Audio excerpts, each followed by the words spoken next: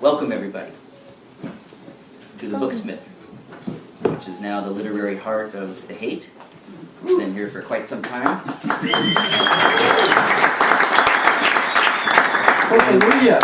What? Hallelujah. Hallelujah. Going against the prevailing trends and thriving as a kind of a center for all things literary and so forth here. And the series of readings continues. My name is Steve. I'm a longtime book critic with the Chronicle and a lot of other things, but a big fan of the store here, as is my dog, who I didn't bring. It's too warm, but he loves the biscuits here. So we have a very special appearance here tonight. I have a feeling many, if not most of you, know him or know of him. But Reverend Billy is actually a guy that a major corporation known as Starbucks once issued a warning about. Said, "What should I do if Reverend Billy is in my store?" And he, of course, turned it into a book. So why would they be afraid of having him in his store? Because he has created this movement, this performance group that challenges some of the dominant, really, paradigms of our time about consumption, buying and selling, and so forth. Think back to the acute crisis of 9/11 when our then president said, in order to make things better, go shopping, right? And that didn't work too well.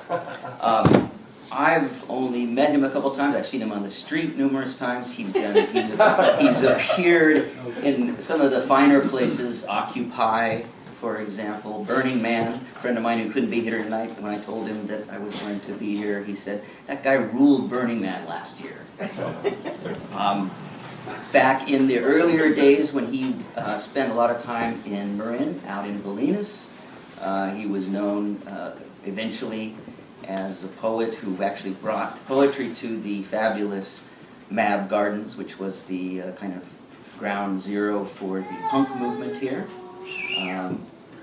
Back in the late 70s, I believe, early 80s. And, of course, one of the signature bands there were the Dead Kennedys, and they had a famous album called Give Me Convenience or Give Me Death, which I think rings true with many of the things that Billy talks about. Now I would just say personally, I was walking down the hill from home here, I kind of was thinking of him as a cross between Billy Graham and Lenny Bruce. Now, Billy Graham, not just because of the hair. More on the Lenny side, or just a little more Lenny and Billy. I was going to say, without the sanctimony or the smack, okay?